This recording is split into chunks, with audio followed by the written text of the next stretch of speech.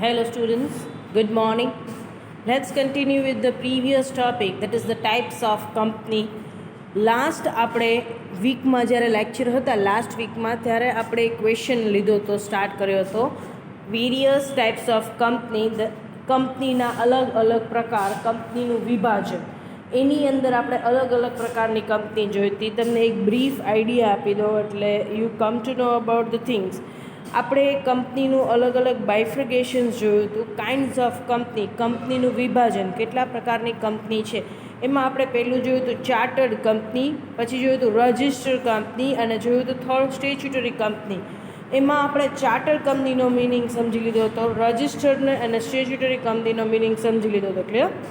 હવે રજિસ્ટર્ડ કંપનીની અંદર, ચાર્ટર્ડ અને સ્ટેચ્યુટરી કંપનીની અંદર ફર્ધર કોઈ વિભાજન નથી, પણ રજિસ્ટર્ડ કંપનીની અંદર આપણે પાછું એ જોયું હતું કે registered company is divided again into 5 part. Registered company બીજા 5 ભાગમાં વહેંચાયેલી છે.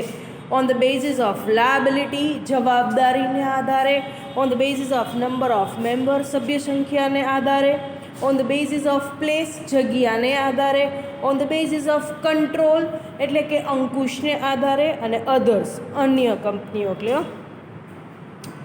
એમાંથી આપણે ફર્સ્ટ 2 કમ્પ્લીટ કરી લીધી હતી. On the basis of liability, જવાબદારીને આધારિત કંપની 3 ભાગમાં વહેંચાયેલી છે.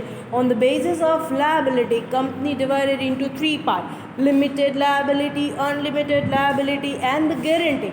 એટલે કે અહીંયા જવાબદારીને આધારે કંપની 3 ભાગમાં વહેંચાયેલી છે: મર્યાદિત જવાબદારીવાળી કંપની, અમર્યાદિત જવાબદારીવાળી અને કંપની લિમિટેડ બાય ગેરંટી. એનો મતલબ થશે બાહેંધરીવાળી કંપની. એનું પણ આપણે બાયફ્રિકેશન આખું જોઈ લીધું છે. પછી આપણે નેક્સ્ટ જોયું હતું on the basis of number of member, સભ્ય સંખ્યાને આધારિત કંપનીનું વિભાજન. સભ્ય સંખ્યાને આધારિત કંપનીનું વિભાજન 2 ભાગમાં છે: private company and public company, ખાનગી કંપની અને જાહેર કંપની. ક્લિયર? સો અહીંયા સુધી આપણે લાસ્ટ લેક્ચરની અંદર જોઈ લીધું છે. આજથી આપણે ફરી સ્ટાર્ટ કરીએ છીએ પોઈન્ટ નંબર 3થી. On the basis of place, જગ્યાને આધારિત કંપનીનું વિભાજન. On the basis of place company is divided into 2 part: domestic company and international company. Domestic એટલે કે સ્વદેશી કંપની અને ઇન્ટરનેશનલ કંપની એટલે કે foreign company. Clear?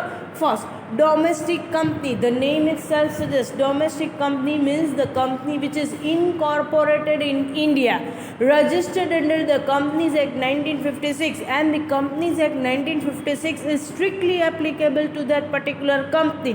Or most important is that this company basically operates its business within the geographical boundaries of India.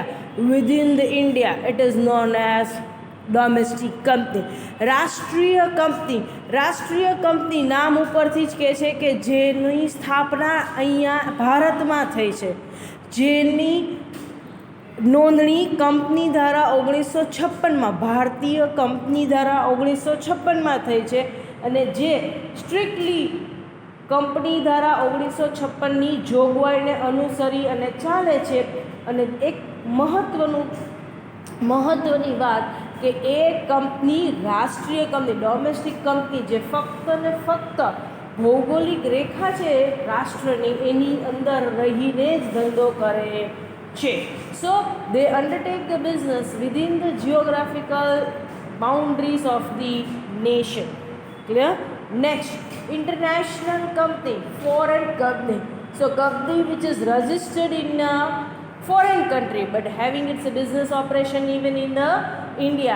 Company છે એ basically ફોરેનની અંદર છે, foreign company છે, પણ એ ભારતમાં પણ ધંધો કરે છે, તો એને આપણે કહેવામાં આવે છે foreign company. Companies Act 1956 is not strictly applicable to such companies, but if they operate any branch in India, then Companies Act 1956 is strictly applicable to that particular branch. Foreign company, યાદ રાખવાનું, કંપનીની સ્થાપના ભારતની બહાર થઈ છે, પણ ભારતની અંદર પણ એનો ધંધો છે. તો ભારતની અંદર જે એની ઓફિસ છે એ પાછું એની નોંધણી પાછી ક્યાં કરાવેલી હશે? કંપનીઝ એક્ટ 1956ની અંદર કરાવેલી હશે. તો એને કંપનીઝ એક્ટ 1956 લાગુ પડે છે.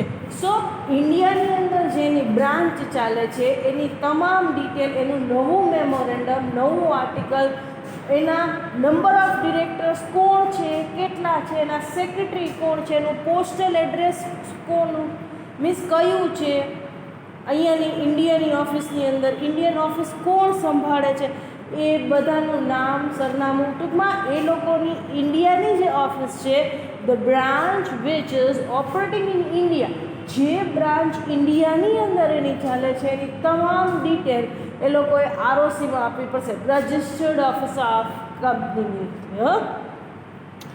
નેક્સ્ટ છે on the basis of control. On the basis of control એનો મતલબ શું છે? અંકુશને આધારે, અંકુશને આધારે કંપનીનું વિભાજન. તો અંકુશને આધારે નો મતલબ શું છે? First one that is the government company.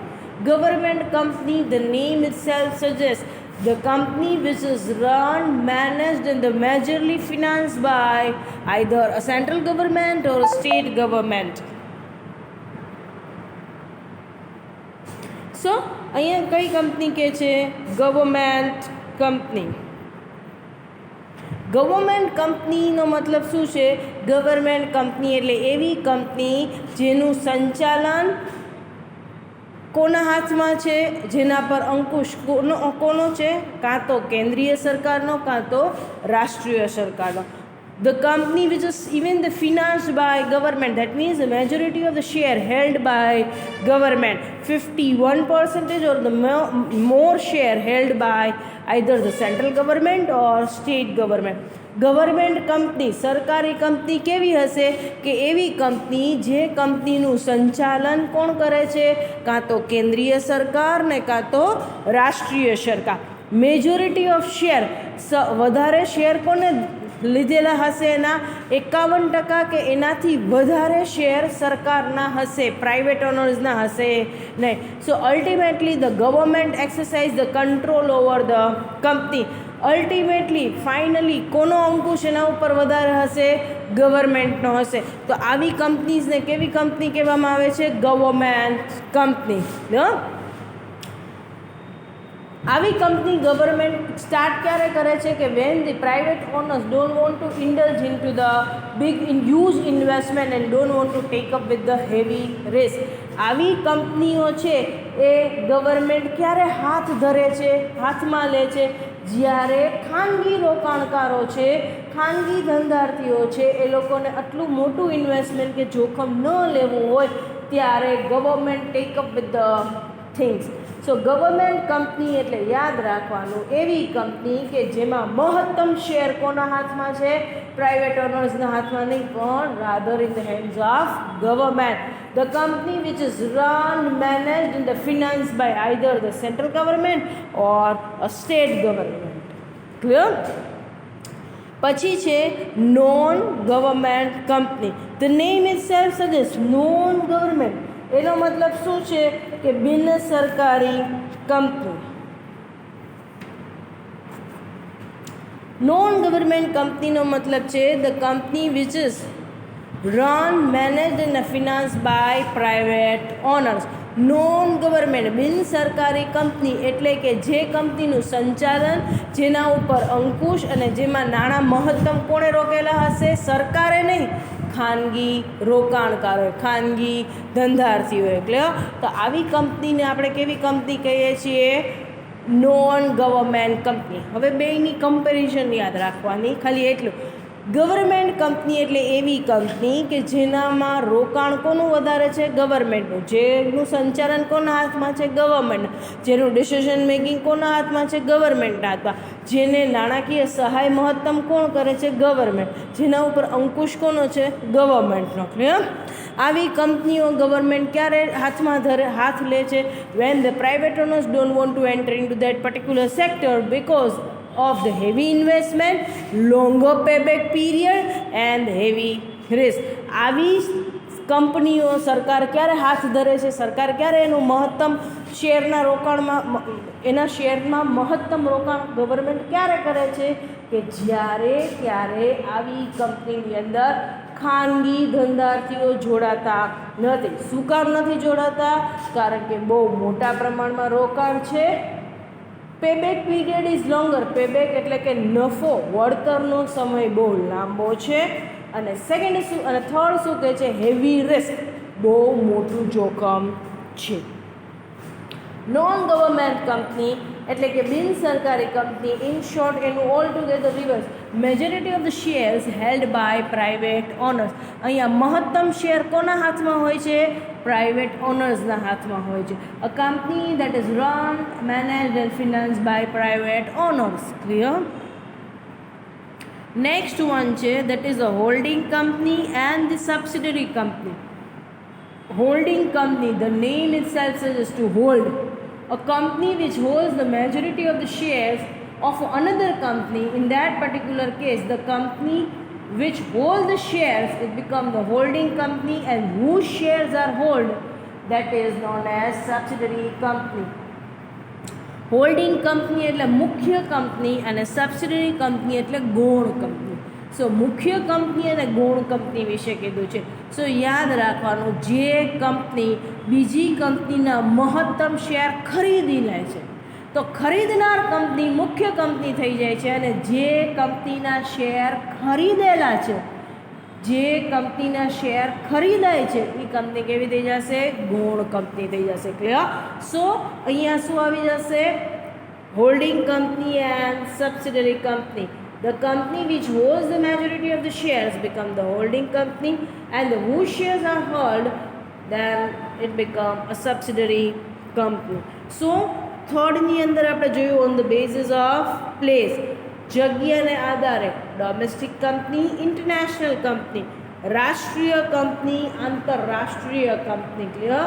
રાષ્ટ્રીય કંપની એમાં યાદ રાખવાનું, the company which is registered in India and operate its business within the territory of India.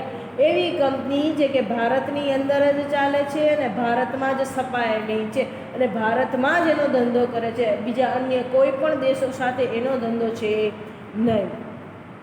So it operate within the geographical boundary of nation. એટલે કે દેશની ભૌગોલિક રેખાની અંદર જ એની કાર્યવાહી અને ધંધો વિસ્તરાયેલો છે.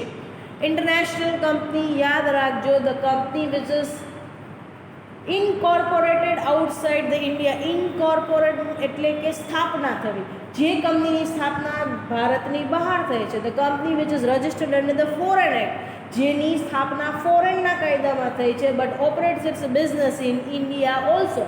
પણ એ કંપની બહારની કંપની છે, એ કંપનીની સ્થાપના ભારત બહાર થઈ છે અને એને ફોરેન લો જ લાગુ પડે છે, પણ એનો બિઝનેસ ક્યાં છે? ઇન્ડિયામાં પણ છે. તો ઇન્ડિયામાં જે ઓફિસ છે એને પાછું કયો એક્ટ લાગુ પડશે? Companies Act 1956. Then the government company and non-government company. અહીંયા એક મેજર બાયફર્ગેશન યાદ રાખવાનું, એક મોટો મહત્વનો તફાવત યાદ રાખવાનો. ગવર્મેન્ટ કંપનીની અંદર the majority of the share would be held by government, 51% or more. 51% કે એનાથી વધારે શેર કોના હાથમાં હશે? કોણે ખરીદેલા હશે? સરકારે, કાં તો કેન્દ્રીય સરકાર ને કાં તો રાષ્ટ્રીય સરકારે. ક્લિયર? જ્યારે નોન ગવર્મેન્ટની અંદર શું હશે? મહત્તમ શેર કોના હાથમાં હશે? પ્રાઇવેટ ઓનર્સના. અને ન્યૂનતમ લેસ હોલ્ડિંગ કોનું હશે? Government. Government will have their holdings in a company, but the proportion is less than 50. Clear? Then the holding company and subsidiary company, મુખ્ય કંપની and ગૌણ કંપની. જે કંપની બીજી કંપનીના મહત્તમ શેર ખરીદી લે છે તો ખરીદનાર કંપની મુખ્ય કંપની થઈ જશે અને જેના શેર ખરીદાણા છે એ કંપની ગૌણ કંપની થઈ જશે.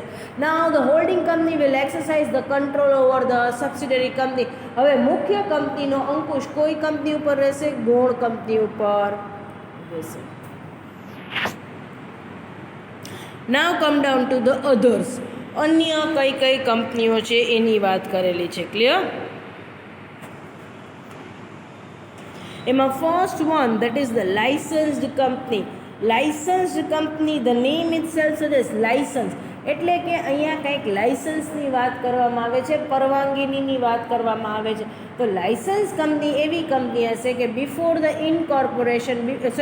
The registration under the before obtaining the registration under the Companies Act 1956, company required to obtain the prior permission or a license either from the central government or from state government. Licence company નામ ઉપરથી જ કહી શકાય કે આ company કેવી કંપનીઓ હશે કે જેને નોંધણી કરાવવા માટે, કંપની સ્થાપવા માટે નોંધણી પહેલાં પણ કાં તો કેન્દ્રીય સરકાર ને કાં તો રાષ્ટ્રીય સરકાર પાસેથી પરવાનગીની લેવી પડશે, લાઇસન્સ લેવું પડશે. So such company required to obtain the licence even before the incorporation under the Companies Act 1956. Company ધારા 1956માં નોંધણી કરાવતા પહેલાં કાં તો કેન્દ્રીય સરકાર ને કાં તો રાષ્ટ્રીય સરકાર પાસેથી લાઇસન્સ લેવું પડશે. One man company, the name itself suggest one man, એક વ્યક્તિ દ્વારા ચાલતી company. Or here the single person hold a 100% share. Other members are there but they are the dummy members. Clear? અહીંયા એક વ્યક્તિ દ્વારા ચાલતી કંપની, એનો મતલબ શું થશે? અહીંયા એક જ શેર હોલ્ડર હશે, એટલે કે એક જ વ્યક્તિ કંપનીના તમામ શેર ખરીદે છે. Just in order to meet a legal requirement other members would be there but they would be the dummy members. Clear? કાયદાકીય જોગવાઈને મળી વળવા માટે અન્ય સભ્યો હશે, પણ એ અન્ય સભ્યો કેવા હશે? ડમી મેમ્બર્સ, ખોટા સભ્યો હશે, ખાલી એના નામ ચોપડે બોલતા હશે. Otherwise in a one man company 100% share would be held by a single person. A one shareholder would be there. A single shareholder run and manage the company and he is the only person who has a right to make decisions. એક વ્યક્તિ દ્વારા ચાલતી કંપનીમાં તમામ પ્રકારનું મૂડીરોકાણ એક વ્યક્તિ દ્વારા થશે, તમામ પ્રકારના શેર ઉપર એક જ વ્યક્તિ ભરણું ભરશે, એટલે કે તમામ કંપનીના શેર એક જ વ્યક્તિ ખરીદશે.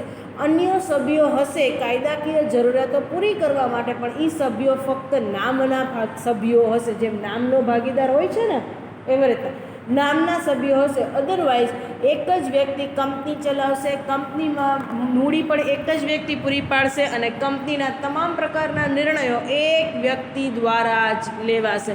It is known as one man company.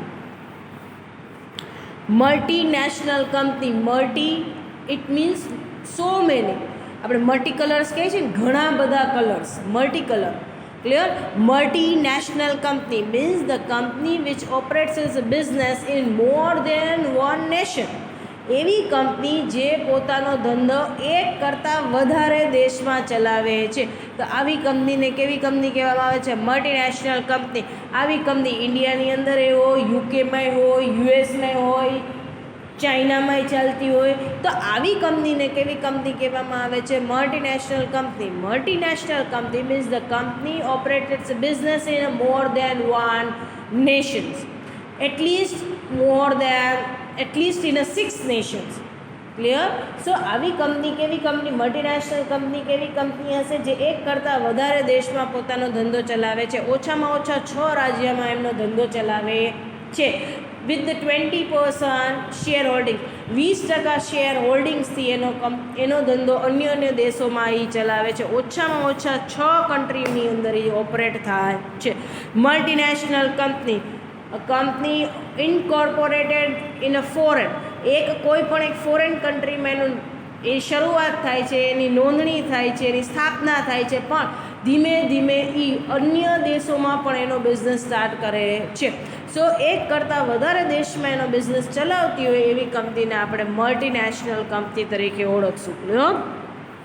So hereby we are completing with this question. આ ક્વેશ્ચન આજે આપણો અહીંયા કમ્પ્લીટ થયો કે ભાઈ ટાઈપ્સ ઓફ કંપની. અગેન તમને લોકોને કન્ફ્યુઝન ન થાય એટલે માટે હું રિવાઇઝ કરાવી દઉં છું. ખાસ ચાર્ટ યાદ રાખવાનો રહેશે આની અંદર અને ટાઇટલ યાદ રાખવાના રહેશે. Chartered company, registered company and statutory company. Registered company, ઓલા બે કંપનીની અંદર કોઈ વિભાજન નથી. Registered company again divided in 5 parts on the basis of liability, on the basis of number of member, on the basis of place, on the basis of control and others. On the basis of liability, company divided into 3 parts: limited liability, unlimited liability and guarantee. On the basis of number of member, company divided into 2 parts: private limited, public limited. On the basis of place, company divided into 2 parts: domestic company and international company. On the basis of control, company divided into 2 parts, આમ જોવા જઈએ તો 4 part: government company, non government company, holding company, subsidiary company. અધર્સની અંદર 3 portion આવશે: licence company, one man company, multinational company. So આજે આપણે આ ક્વેશ્ચન્સ અહીંયા પૂરો કર્યો છે. આવતીકાલે હું તમને આના કી પોઈન્ટ્સ લખી અને કહીશ, એટલે એક્ઝામ ટાઈમે તમારે આખું પેજ લીથોનું વાંચવાનો તમને કદાચ ટાઈમ નહીં મળે, અને કદાચ વાંચ્યું બી હોય તો આખું પેજ તો કેમ યાદ રાખવું? It would be difficult one. તો અહીંયા તમારે બધા વિશે એક પેરેગ્રાફ લખવાનો રહેશે. બધી જ પ્રકારની કંપની વિશે એક દોઢ પેરેગ્રાફ તમારે લખવાનો રહેશે. સો કન્સેપ્ટ આપું એ સમજી અને વાંચી અને તમારા ખુદના શબ્દોમાં પણ તમે વર્ણવી શકશો કે આ પ્રકારની કંપની કેવી રીતના હશે, કે આ પ્રકારની કંપનીમાં શું હશે, એ તમે તમારા શબ્દોમાં પણ વર્ણવી શકો છો. Once you will understand the concept, once you get a clarity on the concept, then you can describe the things or narrate the things in your own fashion. No need to mug up line by line. In law, don't go line by line, but just get a clarity on the concept and then try to narrate in your own manners, own words. Clear? Then it would be quite easy for you to narrate and draft the things. Clear? So hereby we are completing this question. આજે આપણે આ જ questions અહીંયા complete કરી લીધો છે. આવતીકાલે આ જ વસ્તુ ડિસ્કસ કરશું શરૂઆતની થોડી મિનિટો માટે. ત્યાં હું તમને કીવર્ડ્સ આપી દઈશ. કીવર્ડ ડિસ્કશન માટે કાલે નહીં બોલ્યું, કારણ કે એ ઓલરેડી આજે આપણે જે ડિસ્કસ કરેલું છે એને ખાલી કીવર્ડ્સના ફોર્મમાં હું તમને આગળ આપીશ. એના માટે મેં આજે એક્ઝામ્પલ આપ્યું છે. જો ચાર્ટર્ડ કંપની, એમાં મેં લખ્યું છે company registered under the Royal Chartered act required to obtain the permission of king or queen for incorporating the company. An example, East India Company. બસ આટલી વસ્તુ તમને યાદ હશે તો પણ તમે એને તમારા ઓન વર્ડ્સમાં લખી શકશો. જેમ કે chartered company means the company which is obtained under the, બરાબર છે, obtain its registered under the Royal Chartered Act. So અહીંયા શું છે, કયો એક્ટ લાગુ પડતો હતો એ ટાઈમે? કંપનીઝ એક્ટ 1956 નહોતો. કયો હતો before the independence? Royal Chartered act. British ruling હતું એ ટાઈમે કયો એક્ટ લાગુ પડતો હતો? રોયલ ચાર્ટર્ડ એક્ટ લાગુ પડતો હતો. એની અંદર શું હતું કે ભાઈ you require two, if you wish two incorporate the કંપનીની સ્થાપના કરવી છે, તમે કોની પરમિશન લેતા હતા? કિંગ અને ક્વીનનું. અને આ રોયલ ઓર્ડર, એમાં તમે શું ફોલો કરતા હતા? અત્યારે કેમ કંપનીઝ એક્ટ 1956 ફોલો કરીએ છીએ, તો ત્યારે શું ફોલો કરતા હતા? રોયલ ઓર્ડર ફોલો કરતા હતા. રોયલ ઓર્ડર કોણ બનાવતું હતું? King or queen of nation. સૌથી પહેલી કંપની જે રોયલ ચાર્ટર્ડ એક્ટમાં રજિસ્ટર થઈ છે કઈ કંપની છે? East India company. સો તમે તમારા ઓન વર્ડ્સમાં આ વસ્તુ કમ્પાઇલ કરીને લખી શકશો, તમને કી પોઈન્ટ્સ યાદ હશે તો. સો આ મેં તમને એક એક્ઝામ્પલ આપ્યું. આવતીકાલે તમને આવા બીજા બધા પોઈન્ટ્સ આપીશ, એટલે શરૂઆતના થોડાક ટાઈમની અંદર આપણે આ વસ્તુનું ડિસ્કશન લેશું.